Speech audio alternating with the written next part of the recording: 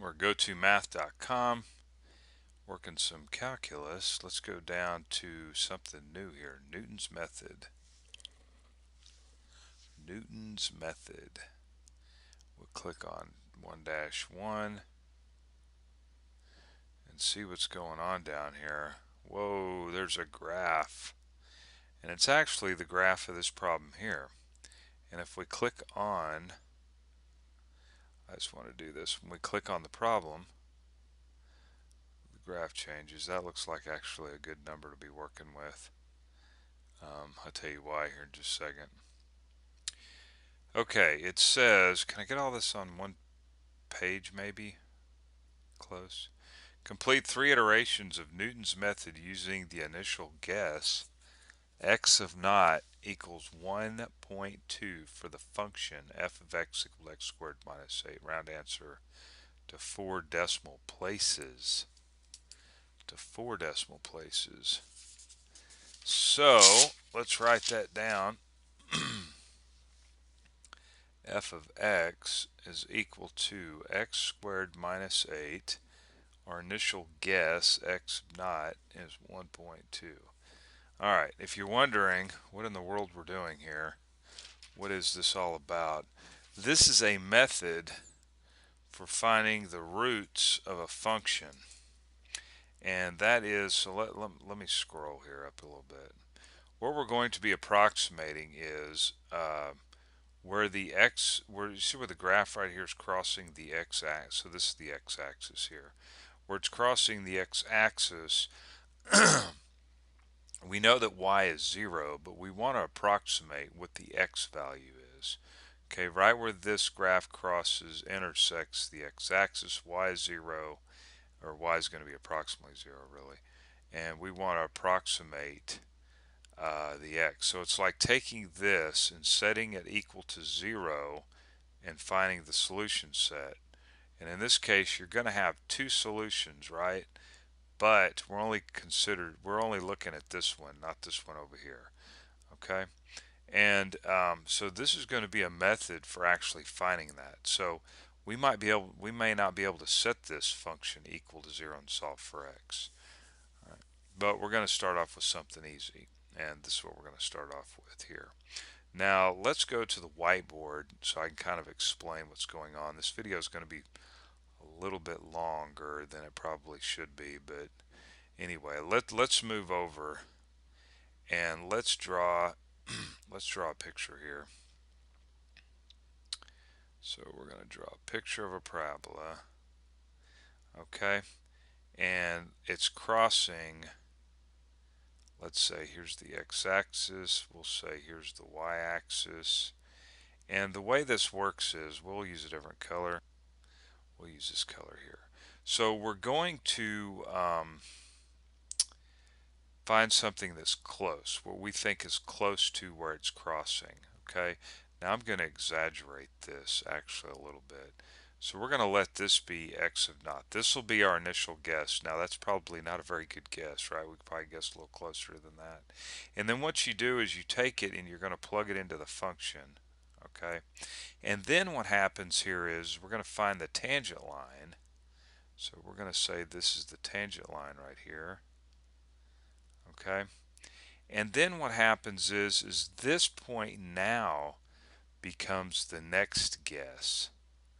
Okay, that becomes the next guess. Now then what we do is we come up. Now of course I didn't pick a very good one here because this is supposed to be part of our parabola. Not a very good drawing. Alright, let's draw another tangent.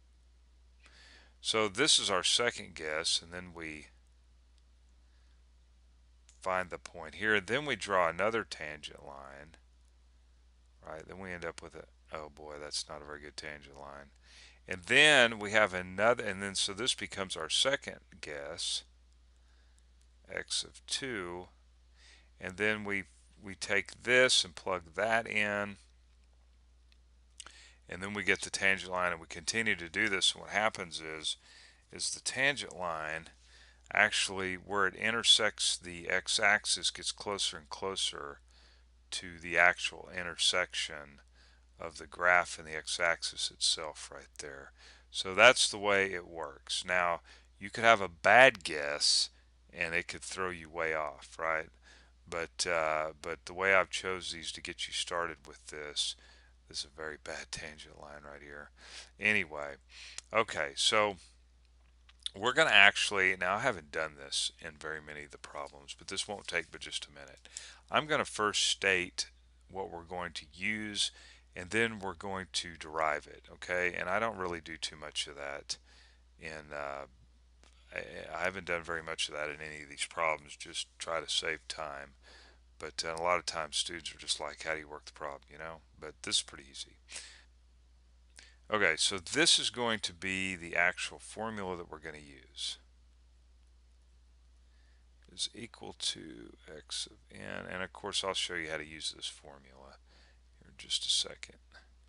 F of, I believe that's x of n over f prime of x of n of x of n.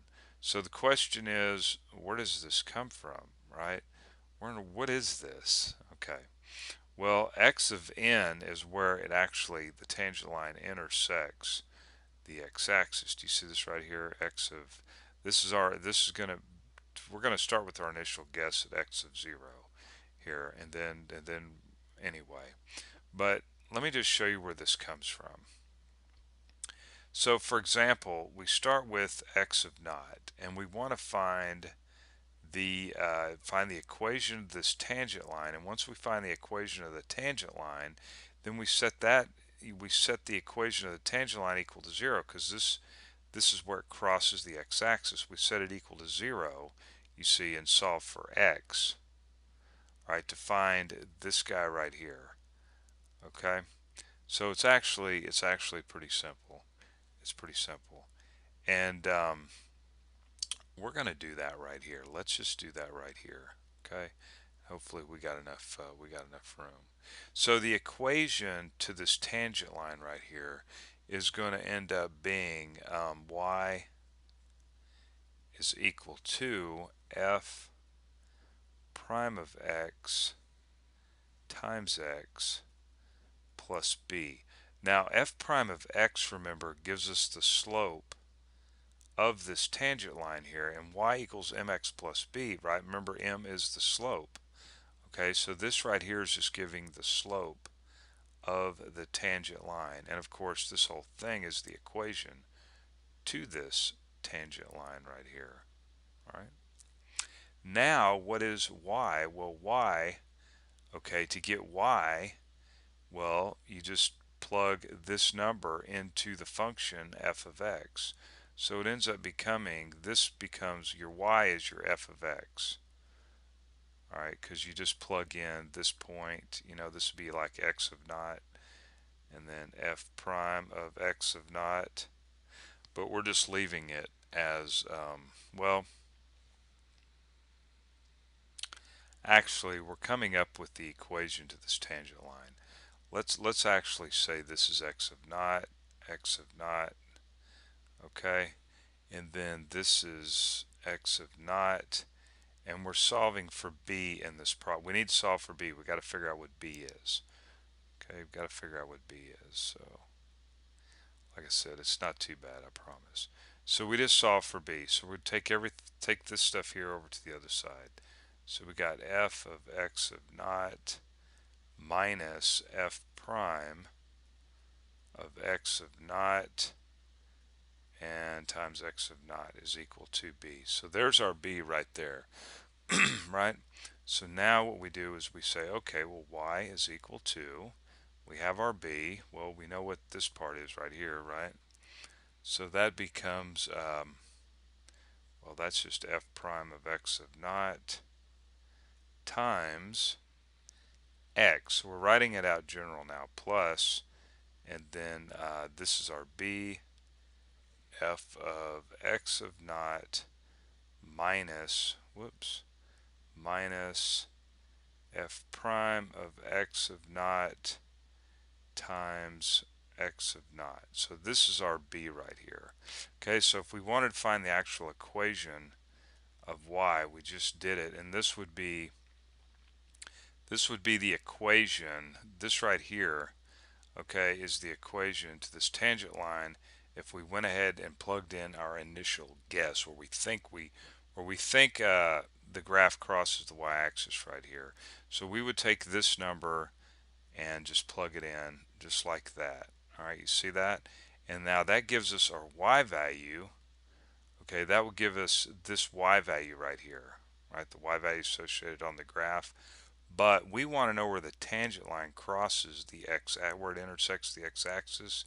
So that means when y is 0, so we would set this equal to 0 right here and then solve for x. So let's do that. So we would just set this equal to 0. We want to know where that tangent line crosses the x-axis, and we would just continue to rewrite all this stuff.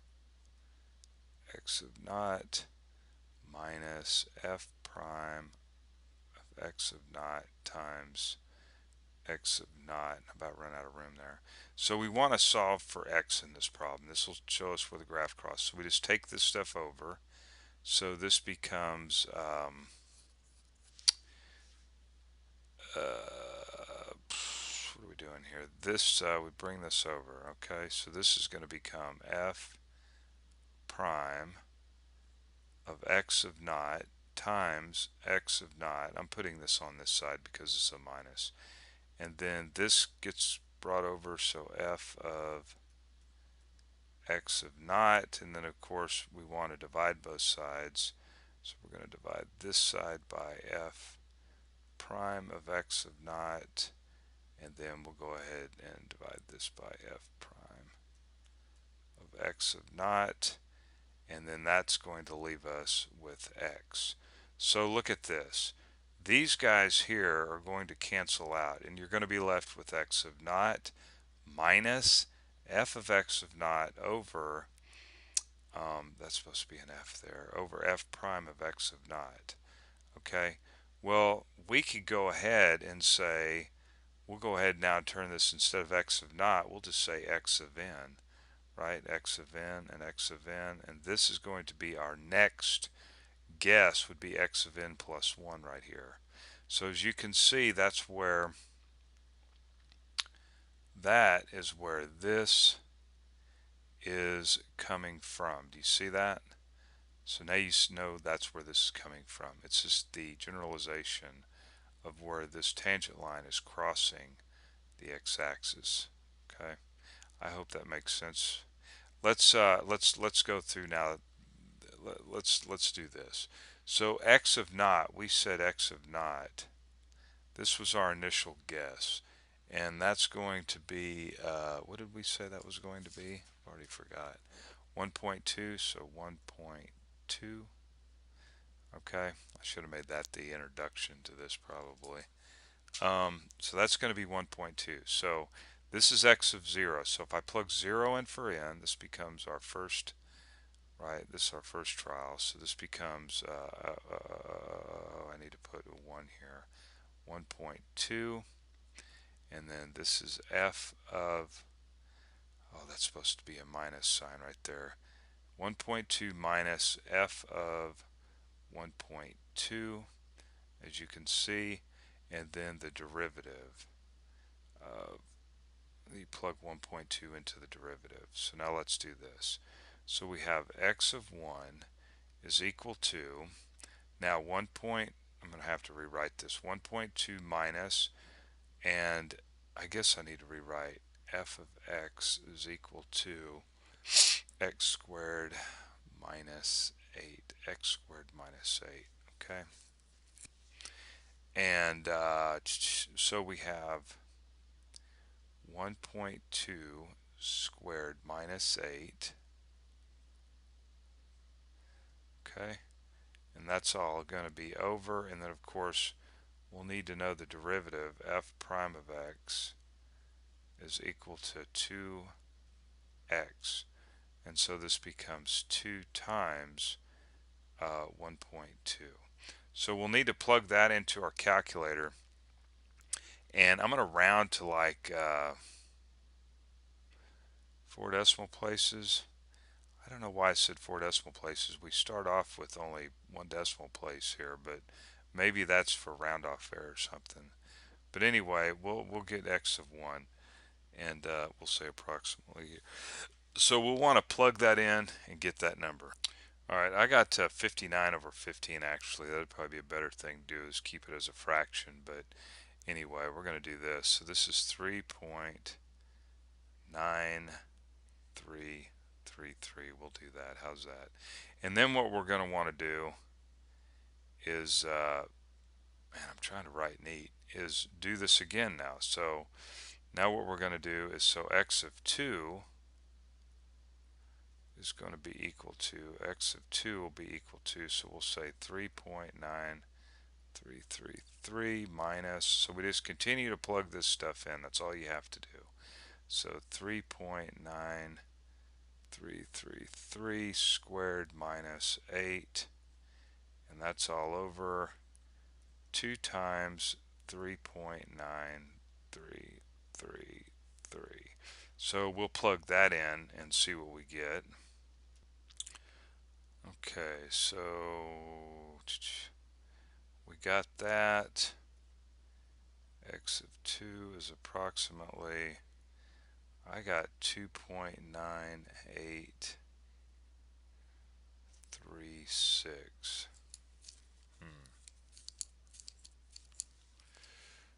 Okay. And now, okay, so that would be 3 iterations actually. Did I say 3 iterations? 3 guesses? I'm trying to know what I said. 3 guesses. X of naught was 1. X of 2. I can't remember. Complete 3 iterations of Newton's method. Did we do 3 iterations? Let's hit answer here.